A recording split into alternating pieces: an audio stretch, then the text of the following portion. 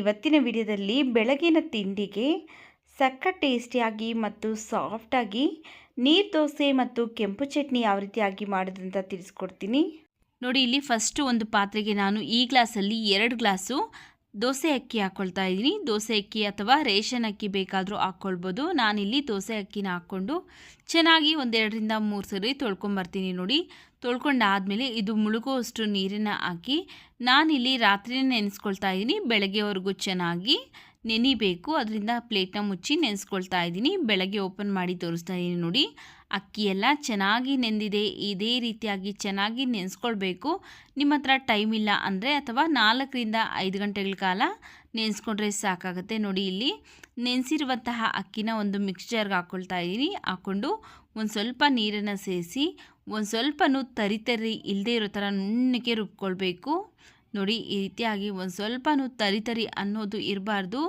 ಸಾಫ್ಟಾಗಿ ಫೈನಾಗಿ ನುಣ್ಣಗಾಗಿರಬೇಕು. ನೋಡಿ, ಈ ರೀತಿಯಾಗಿ ಇದು ರೆಡಿಯಾಗಿದೆ. ಇದನ್ನು ಒಂದು ಪಾತ್ರೆಗೆ ಸೇರಿಸ್ಕೊಳ್ತಾ ಇದ್ದೀನಿ.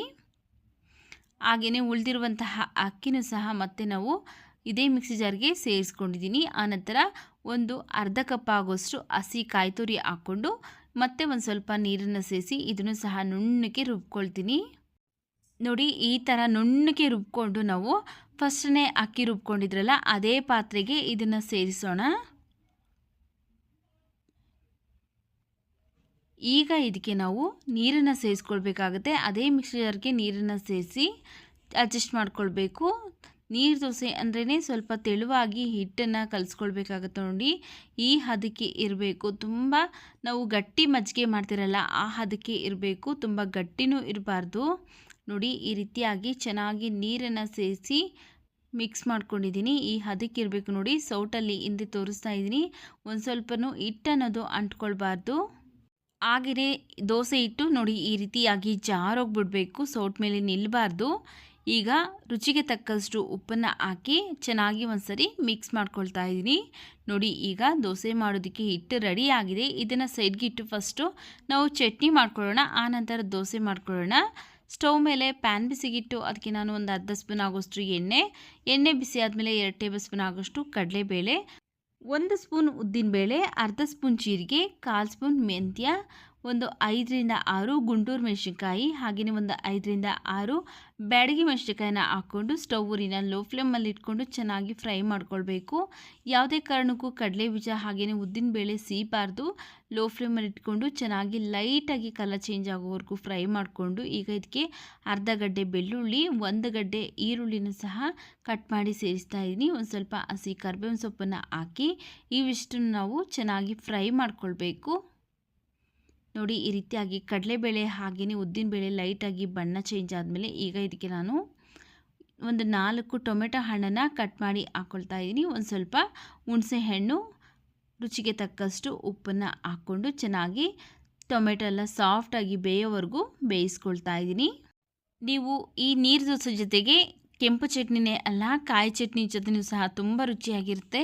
ನೋಡಿ, ಇಲ್ಲಿ ಟೊಮೆಟೊ ಎಲ್ಲ ಚೆನ್ನಾಗಿ ಸಾಫ್ಟಾಗಿ ಬೆಂದಾದಮೇಲೆ ಸ್ಟವ್ನ ಆಫ್ ಮಾಡ್ಕೊಳ್ತಾ ಇದ್ದೀನಿ.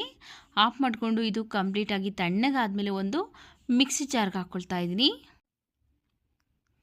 ಈಗ ಇದಕ್ಕೆ ಸ್ವಲ್ಪ ಕೊತ್ತಂಬರಿ ಸೊಪ್ಪು, ಒಂದು 1/4 ಟೀ ಸ್ಪೂನ್ ಆಗೋಷ್ಟು ಅರಿಶಿನ ಪುಡಿ, ರುಬ್ಬೋದಕ್ಕೆ ಬೇಕಾಗುವಷ್ಟು ನೀರನ್ನು ಹಾಕ್ಕೊಂಡು ನುಣ್ಣಗೆ ರುಬ್ಕೊಂಬರ್ತೀನಿ. ನಾನಿಲ್ಲಿ ಉಪ್ಪನ್ನು ಈಗ ಸೇರಿಸ್ತಾ ಇಲ್ಲ. ಟೊಮೆಟೊ ಬೇಯಬೇಕಾದ್ರೆ ಉಪ್ಪನ್ನು ಸೇರಿಸಿದ್ದೀನಿ, ಅದರಿಂದ ಈಗ ಹಾಕ್ಕೊಂಡಿಲ್ಲ. ನೋಡಿ, ಈ ರೀತಿಯಾಗಿ ನುಣ್ಣಗೆ ರುಬ್ಕೊಂಡು ಒಂದು ಬಟ್ಲಿಗೆ ಸೇರಿಸ್ಕೊಳ್ತಾ ಇದ್ದೀನಿ. ಈಗ ಈ ಚಟ್ನಿ ರೆಡಿ ಆಗಿದೆ. ಚಟ್ನಿಗೆ ಒಂದು ಸಿಂಪಲ್ಲಾಗಿ ಒಗ್ಗರಣೆ ಮಾಡ್ಕೊಳ್ಬೇಕು. ಅದಕ್ಕೋಸ್ಕರ ಪ್ಯಾನ್ ಬಿಸಿಗಿಟ್ಟು ಒಂದು ಅರ್ಧ ಸ್ಪೂನ್ ಆಗೋಷ್ಟು ಎಣ್ಣೆ, ಸ್ವಲ್ಪ ಸಾಸಿವೆ, ಸ್ವಲ್ಪ ಕರಿಬೇವಿನ ಸೊಪ್ಪನ್ನು ಹಾಕ್ಕೊಂಡು ಫ್ರೈ ಮಾಡಿಕೊಂಡು ನಾವು ಈ ಒಗ್ಗರಣೆನ ಮಾಡಿಟ್ಕೊಂಡಿರುವಂತಹ ಚಟ್ನಿಗೆ ಮಿಕ್ಸ್ ಮಾಡ್ಕೊಳ್ಳೋಣ ಬನ್ನಿ. ನೋಡಿ, ಈಗ ಚಟ್ನಿಗೆ ಮಾಡ್ಕೊಂಡಿರುವಂತಹ ಒಗ್ಗರಣೆನ ಹಾಕಿ ಮಿಕ್ಸ್ ಮಾಡಿಕೊಂಡ್ರೆ ನೀರು ದೋಸೆ ಜೊತೆಗೆ ಕೆಂಪು ಚಟ್ನಿ ರೆಡಿ ಆಗುತ್ತೆ. ಈಗ ರೆಡಿಯಾಗಿದೆ. ಇದನ್ನು ಸೈಡ್ಗಿಟ್ಟು ದೋಸೆ ಮಾಡ್ಕೊಳ್ಳೋಣ ಬನ್ನಿ. ಸ್ಟವ್ ಮೇಲೆ ದೋಸೆ ತವಾ ಬಿಸಿಗಿಟ್ಟು ಅದ್ರ ಮೇಲೆ ಸ್ವಲ್ಪ ಎಣ್ಣೆನ ಅಪ್ಲೈ ಮಾಡಿ ನಾವು ದೋಸೆನ ಹಾಕ್ಕೊಳ್ಬೇಕು. ನೋಡಿ, ಈ ರೀತಿಯಾಗಿ ಸ್ಪ್ರೆಡ್ ಮಾಡಬಾರ್ದು. ನಾವು ದೋಸೆನ ಈ ರೀತಿಯಾಗಿ ಹಾಕ್ಕೊಳ್ಬೇಕು. ಈಗ ಇದ್ರ ಮೇಲೆ ಒಂದು ಲಿಡ್ನ ಕ್ಲೋಸ್ ಮಾಡಿ ಒಂದು 2 ನಿಮಿಷ ಬೇಯಿಸ್ಕೊಳ್ಬೇಕು ಅಷ್ಟೇ. ಸ್ಟವ್ ಉರಿನ ಲೋ ಫ್ಲೇಮಲ್ಲಿ ಇಟ್ಕೊಂಡು ಒಂದು 2 ನಿಮಿಷ ಬೇಯಿಸ್ಕೊಂಡಿದ್ದೀನಿ ನೋಡಿ. ಒಂದು ಸ್ವಲ್ಪನೂ ತವಾಗೆ ಅಂಟ್ಕೊಳ್ತಾ ಇಲ್ಲ, ಎಷ್ಟು ಚೆನ್ನಾಗಿ ದೋಸೆ ಅನ್ನೋದು ಬರ್ತಾ ಇದೆ. ಇನ್ನೂ ಒಂದು ದೋಸೆ ಮಾಡಿ ತೋರಿಸ್ತಾ ಇದ್ದೀನಿ ನೋಡಿ. ಮತ್ತೆ ಎಣ್ಣೆ ಅಪ್ಲೈ ಮಾಡಿಕೊಂಡು ಹಿಟ್ಟನ್ನು ಹಾಕ್ಕೊಳ್ತಾ ಇದ್ದೀನಿ. ಹಿಟ್ಟನ್ನು ಯಾವುದೇ ಕಾರಣಕ್ಕೂ ನಾರ್ಮಲ್ ದೋಸೆ ಥರ ಸ್ಪ್ರೆಡ್ ಮಾಡೋದಕ್ಕೆ ಹೋಗಬೇಡಿ. ಈ ರೀತಿಯಾಗಿ ನೀರು ದೋಸೆ ಆಗಿರೋದ್ರಿಂದ ನಾವು ಇದೇ ರೀತಿಯಾಗಿ ಹಾಕ್ಕೊಂಡು ಲಿಡ್ಡನ್ನು ಕ್ಲೋಸ್ ಮಾಡಿ ಮತ್ತೆ ಒಂದು 2 ನಿಮಿಷ ಲೋ ಫ್ಲೇಮಲ್ಲೇ ಬೇಯಿಸ್ಕೊಳ್ತಾ ಇದ್ದೀನಿ ನೋಡಿ. ಈಗ 2ನೇ ದೋಸೆನೂ ಸಹ ಪರ್ಫೆಕ್ಟಾಗಿ ರೆಡಿ ಆಗಿದೆ. ನೋಡಿದ್ರಲ್ಲ, ಬೆಳಗಿನ ತಿಂಡಿಗೆ ಪರ್ಫೆಕ್ಟ್ ಆಗಿರುವಂತಹ ನೀರು ದೋಸೆ ಮತ್ತು ಕೆಂಪು ಚಟ್ನಿ ಯಾವ ರೀತಿಯಾಗಿ ಮಾಡೋದಂತ.